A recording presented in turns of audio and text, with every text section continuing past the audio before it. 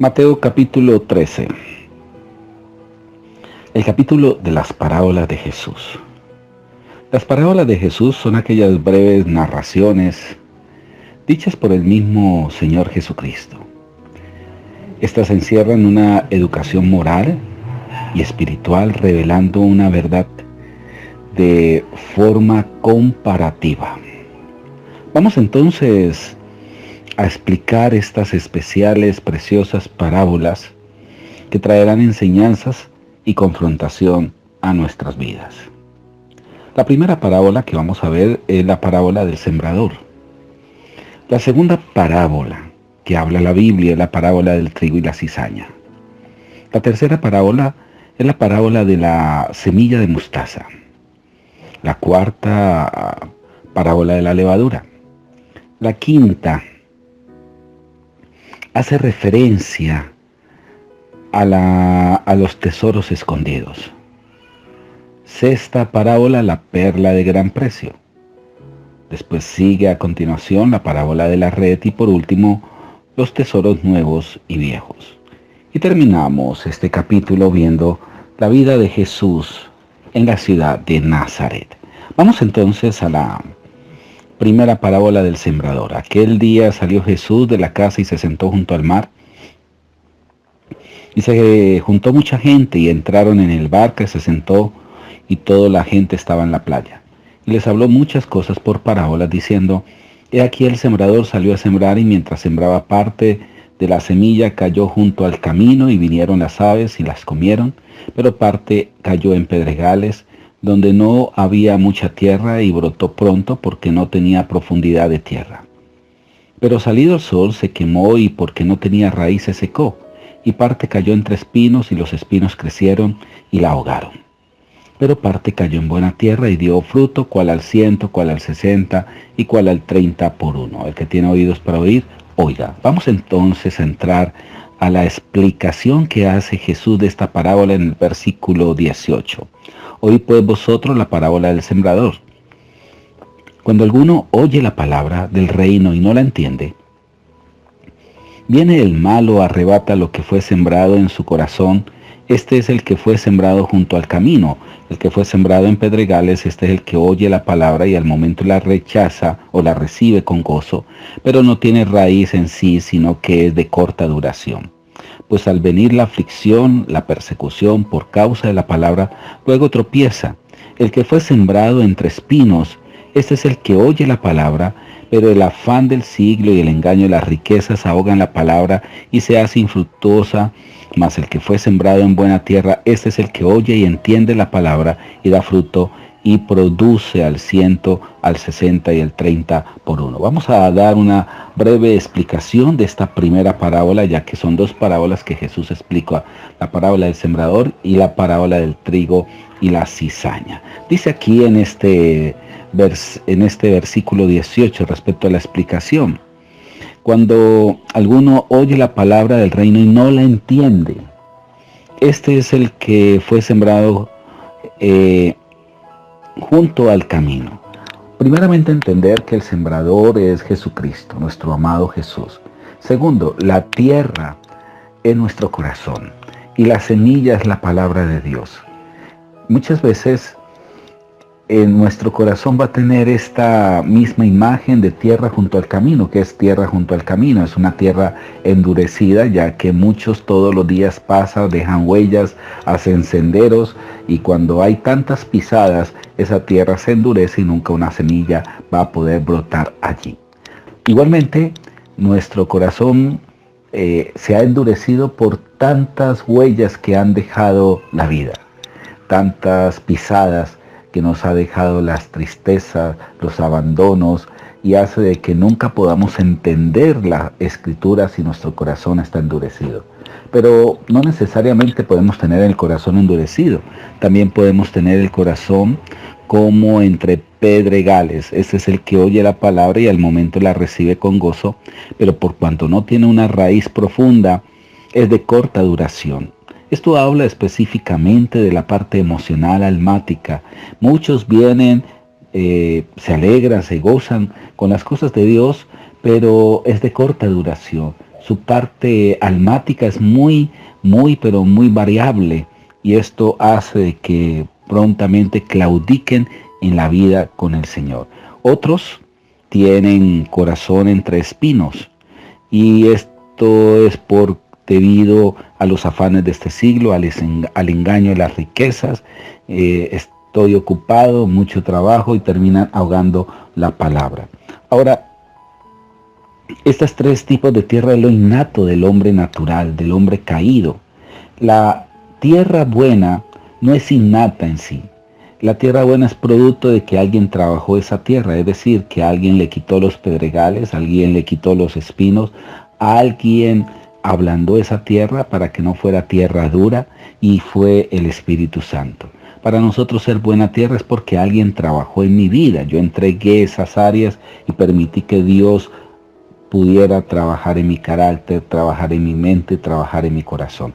Es allí donde mi corazón está apto para dar fruto al 30, al 60 y al 100. Ahora, ¿cómo nosotros podemos saber ese crecimiento gradual? Bueno, usted tiene que leer los evangelios sinópticos. Bueno, esa va a ser otra tarea, una de las tareas que quiero dejar. ¿Qué es un evangelio sinóptico? Por favor, investíguelo y me manda la respuesta a través de este medio. Evangelio sinóptico, ¿ya? Para que usted pueda entender lo que estoy hablando. Usted tiene que leer Mateo, Marcos y Lucas. Ahora, Mateo dice aquí en el 23, el que fue sembrado en buena tierra, este es el que oye y entiende la palabra. En Marcos dice diferente, el que oye y recibe la palabra. Pero en Lucas 8:15 dice, el que con perseverancia oye la palabra y la retiene. Entonces, primeramente es entender, recibir y retener. Allí están los 3 grados, 30, 60 y el 100%. Tan importante que es retener la palabra. Vamos entonces a la parábola del trigo y la cizaña. Le refirió otra parábola diciendo: el reino de los cielos es semejante a un hombre que sembró buena semilla en un campo, pero mientras dormía los hombres vino su enemigo y sembró cizaña entre el trigo y se fue. Y cuando salió la hierba y dio fruto, entonces apareció también la cizaña. Vinieron entonces los siervos del padre de familia y le dijeron: Señor, ¿no sembraste buena semilla en tu campo? ¿De dónde pues tienes cizaña? Él les dijo: un enemigo ha hecho esto. Y los siervos le dijeron: ¿quieres pues que vayamos y arranquemos? Él les dijo: no sea que al arrancar la cizaña también arranquéis el trigo. Dejen crecer juntamente lo uno y lo otro hasta la siega, y al tiempo de la siega yo diré a los segadores: recojan primero la cizaña y atadla en manojos para quemarla, pero recoged el trigo en mi granero. La explicación de esta parábola está en el verso 36. Entonces, despedida la gente, entró Jesús en la casa, y acercándose a él, sus discípulos le dijeron: explícanos la parábola de la cizaña del campo. Respondiendo él les dijo: el que siembra la buena semilla es el Hijo del Hombre. El campo es el mundo. La buena semilla son los hijos del reino, y la cizaña son los hijos del malo. El enemigo que la sembró es el diablo. La siega es el fin de los siglos, y los segadores son los ángeles. De manera que como arranca la cizaña y se quema en el fuego, así será el fin de este siglo. Enviará el Hijo del Hombre a sus ángeles, y recogerán de su reino a todos los que sirven de tropiezo y a los que hacen iniquidad. Y los echará en un horno de fuego, allí será el lloro y crujir de dientes. Entonces los justos resplandecerán como el sol en el reino de su Padre. El que tiene oídos para oír, oiga. Bueno, esto es para tener en consideración este verso 43. Los justos resplandecerán como el sol en el reino de su Padre. Esta preciosa parábola nos da la siguiente enseñanza. Primeramente, el trigo y la cizaña se parecen muchísimo, tienen la misma hoja, el mismo tallo, las mismas raíces. La única diferencia es el fruto. ¿Sabía usted que el fruto del trigo se cae cuando está ya listo? Pero el fruto de la cizaña mantiene erguido. Esto tiene una simbología. Primeramente, el fruto del trigo habla como de humillación porque cae, pero el fruto de la cizaña está erguido. Esto habla de soberbia, esto habla de altivez, de egoísmo, porque esa es la imagen de una persona erguida. Ahora, el fruto de la cizaña tiende a dar malestar en el estómago a tal punto que terminan vomitando. El fruto del trigo es de alimento, de ahí se saca el pan. Por su fruto los conoceréis. Ahora, en la iglesia vamos a encontrar muchas veces actitudes de cizaña, esa cizaña que a veces se quiere meter, las divisiones, las murmuraciones, bueno, tantas cosas que quieren dañar la iglesia. Nosotros no podemos tener fruto de cizaña. Alguien que ha nacido de nuevo es trigo. Una cosa es el trigo y otra cosa es la cizaña. Aquí dice la Biblia que el trigo son los hijos del reino y la cizaña son los hijos del malo. Recuerden que yo les hablé de las dos simientes, la simiente corruptible e incorruptible. Siempre se va a ver reflejado eso. Ahora nosotros fuimos renacidos de esa simiente incorruptible por la palabra de Dios que vive y permanece para siempre. Realmente, si queremos saber que somos realmente original trigo, es porque hemos nacido de nuevo. Ahora Jesús usa todas estas parábolas, como dice desde el verso 10, propósito de las parábolas era con el fin de dar enseñanzas a sus discípulos. La gente inconversa, los que no eran del reino, pues no iban a oír, no iban a entender, el corazón estaba embotado, iban a oír pesadamente, tienen cerrados sus ojos para que no vean, sus oídos para que no oigan, y en su corazón no van a entender y no se van a poder convertir. La Biblia dice, yo le hablo para que entiendan y se conviertan y yo los sano. Pero bienaventurado vuestros ojos porque ven y vuestros oídos porque oyen. ¿Sabía usted, querido amigo, por ejemplo, que nosotros tenemos oídos espirituales, vista espiritual? Tenemos 5 sentidos físicos, pero también tenemos sentidos espirituales. El oído espiritual se le dice acoe. Este oído se abre cuando escucha la palabra por el Espíritu Santo. Qué especial saber todos estos propósitos de las parábolas. La tercera parábola que Jesús habló fue la parábola de la semilla de mostaza. Otra parábola le refirió diciendo, el reino de los cielos es semejante al grano de mostaza que un hombre tomó y sembró en su campo, el cual a la verdad es la más pequeña de todas las semillas, por cuanto ha crecido, es la mayor de la hortaliza y se hace árbol, de tal manera que vienen las aves del cielo y hacen nido en su rama. Bueno, esto puede tener varios significados y de todas maneras estas aves, siempre la Biblia cuando habla de aves del cielo hacen nido en sus ramas, pues en muchas ocasiones no habla nada bien. Puede ser posible, puedo tomar esta parábola, por ejemplo, para asemejarla con la fe. Si vuestra fe fuese como una semilla de mostaza, dile este monte y el monte se trasladará. Dios siempre comienza con lo más pequeño y siempre nos va a dar lo más grande. Otra de las enseñanzas que podemos sacar de aquí. La parábola de la levadura. La levadura siempre va a ser algo negativo. Dice, otra parábola les dijo, el reino de los cielos es semejante a la levadura que tomó una mujer y escondió en 3 medidas de harina hasta que todo fue leudado. ¿Qué quiere decir esto? Aquí hay un pronóstico de lo que va a ser el cristianismo en el transcurso de las edades. La harina representa la sana doctrina. La harina representa siempre lo bueno de Dios. Pero desafortunadamente, esa harina se va a leudar con doctrinas de hombres. Al transcurso de los tiempos, desafortunadamente el cristianismo fue leudado con levadura. La levadura siempre habla de falsedad, de hipocresía. Y al cabo de los tiempos, desafortunadamente el cristianismo llegó a un oscurantismo, doctrinas de hombres. En el año 300 13 se forma lo que es el cristianismo universal, se establece el papado, se establecen las bulas papales, lo que el Papa decía era la palabra de Dios, la Biblia se esconde y lo que hace es que en el mundo entero el Evangelio se leuda. Esto es lo que realmente está hablando esta parábola.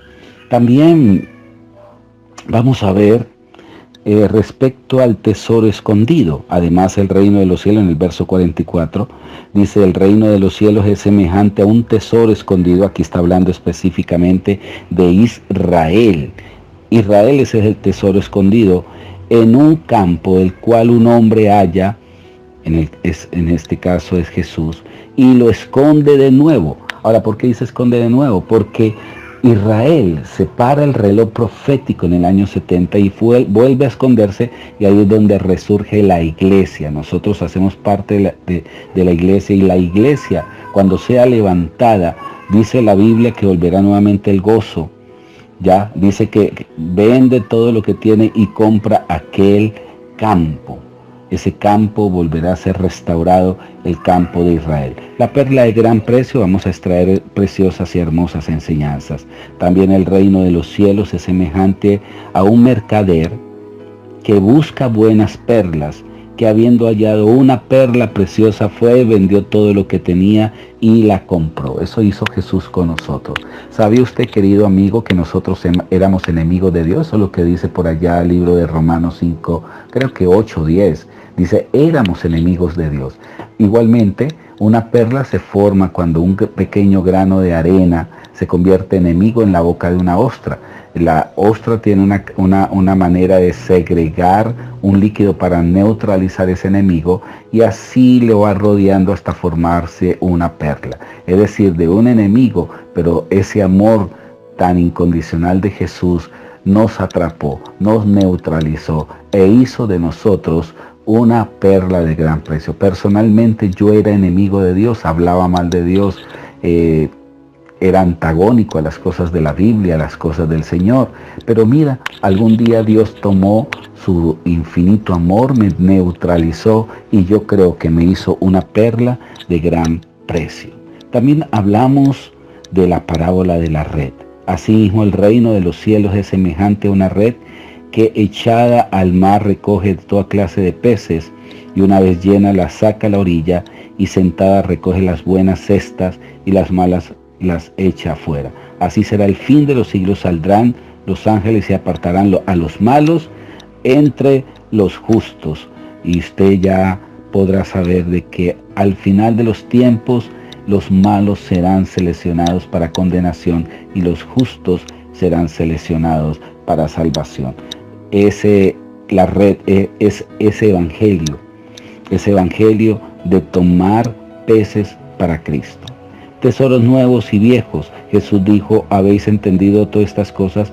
Ellos respondieron, sí, Señor. Él les dijo, por esto todo escriba docto en el reino de los cielos es semejante a un padre de familia que saca de sus tesoros cosas nuevas y cosas viejas. El verso 53 habla de la vida de Jesús en Nazaret. Aquí habla de todo lo que es la familiaridad de Jesús, su familia. Se quedan impactados, impresionados, cómo de Nazaret saldría algo bueno. Él era simplemente un carpintero, la labor de su padre. Aconteció que cuando terminó Jesús esta parábola, se fue de allí, y viniendo a su tierra les enseñaba en la sinagoga de ellos, de tal manera que se maravillaban y decían, ¿dónde tiene tanta sabiduría y estos milagros? ¿No es este el hijo del carpintero?